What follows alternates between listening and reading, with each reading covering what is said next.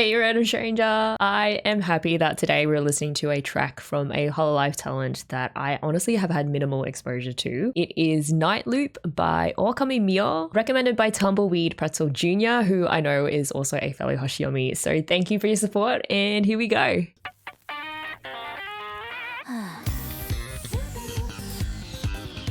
Ooh.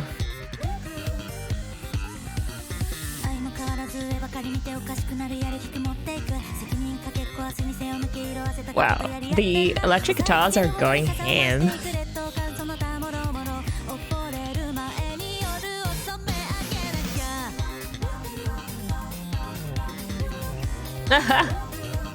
Oh, these little vocalizations are really cute.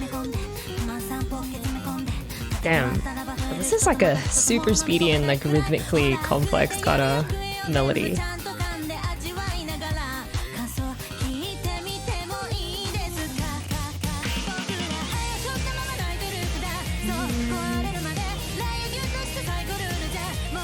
Okay, so we've switched to a slightly more hopeful chord progression, even though it is still looping. Looping a lot.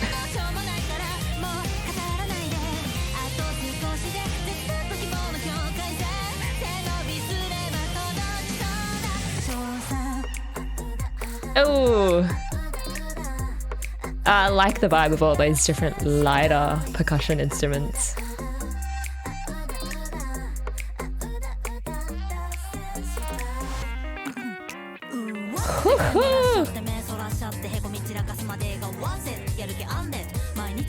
Ah, that walking bass. Also A+ articulation from Mio.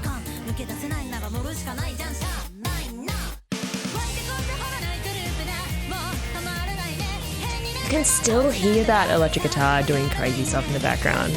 It's like the inner voice in my head. You know, always there, always going.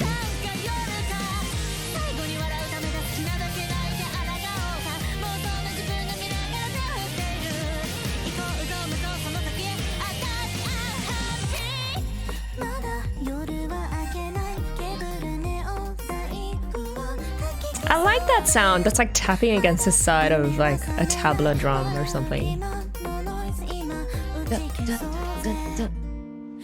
Ooh, whoa, unexpected diminished chord.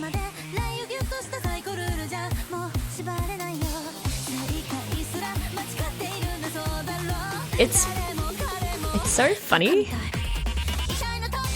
Should just call us all idiots. I was gonna say, even though we've returned to the original chorus chord progression loop, it sounds more hopeful. Probably because it's already gone through various emotional shifts and iterations by this point. Okay, that's interesting.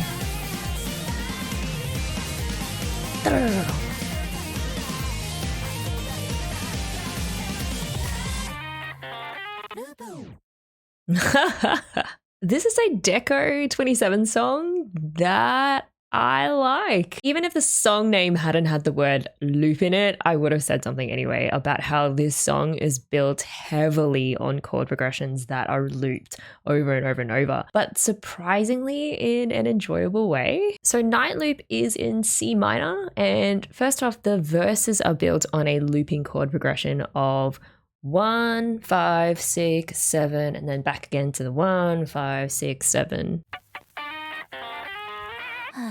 1, 5, 6, 7, 1, 5, 6, 7, 1, etc., etc., etc. That particular looping progression creates a really strong sense of being trapped. So the movement from the 1 to the 5 to the 6 to the 7 builds tension, but then the return again to the 1 feels almost inevitable, like you're kind of being pulled back into old habits again. However, there is a change in the chorus. So the looping chord progression changes to 1, 6, 7, 3, 1, 6, 7, 3. We're still in a loop, but instead of the entire focus being on returning back to the minor 1, we instead peak unexpectedly to the major 3 chord, which is the E flat major, which is also the relative major of C minor, before returning again to the 1 chord in the next loop. That shifts the emotional arc of the song in a couple of ways. One, there is some sense of liberation by breaking up and out to the major 3 chord instead of kind of just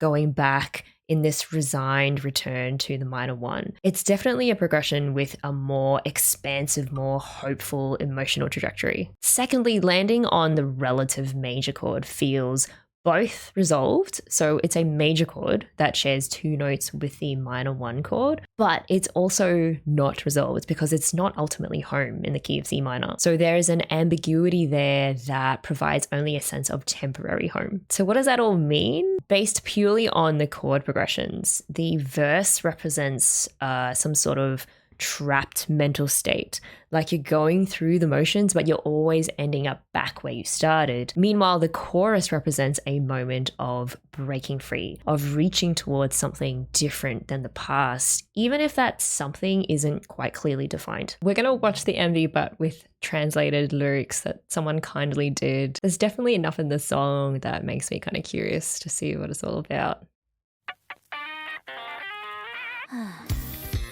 Just like that. Just life, man.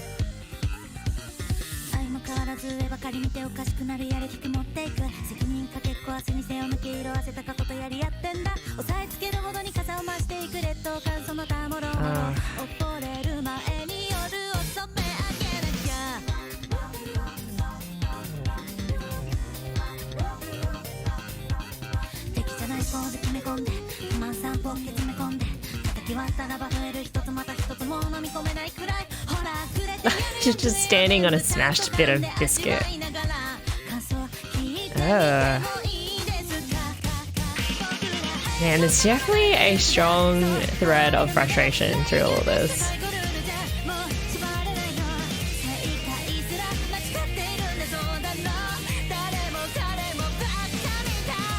I wonder who she's calling idiots.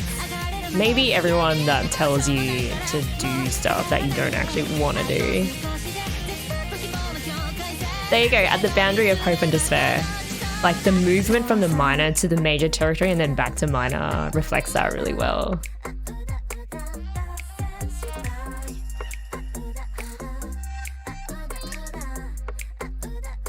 It's kind of like a song about rebelling against conformity. I love how she banged her head exactly on the beat.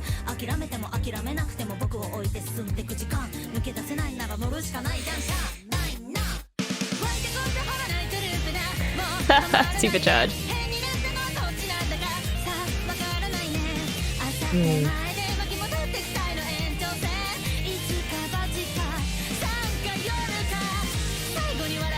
It's kind of like give life a gamble. It's better to risk what you love doing than playing it safe and doing what you hate.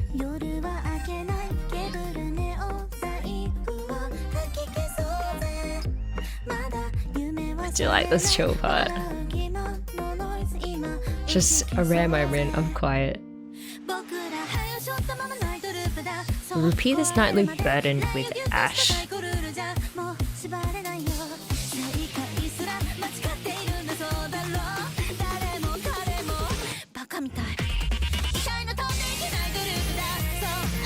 It's kind of nice hearing a bit of rage from Mia, who in my understanding is like a bit more of a soft, Hololive character. I mean, there's a lot I don't know about Mia, so feel free to let me know about all of her hidden parts.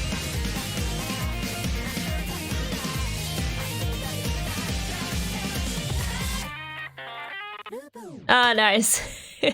Again, every single Hololive talent has at least one, if not more, songs about conformity and societal pressure. So Nightloop does seem to be about being trapped in these cycles of self-doubt and frustration at the world and just external pressure that you don't really need in your life, which is appropriate given everything we just talked about regarding these looping chord progressions. It was nice to confirm that the emotional ambiguity that comes through the chords is also reflected in the lyrics. So there's kind of like a nice artistic unity there. Like I said before, starting in minor but then moving through more major territory before returning back to the minor reflects sort of a more complex emotional landscape with a sense of hope and rebellion being mixed in with frustration and just like, can I actually break out of this never-ending cycle? Like here in the bridge, where it does sound the most hopeful because we started on the major 6 instead of the minor 1.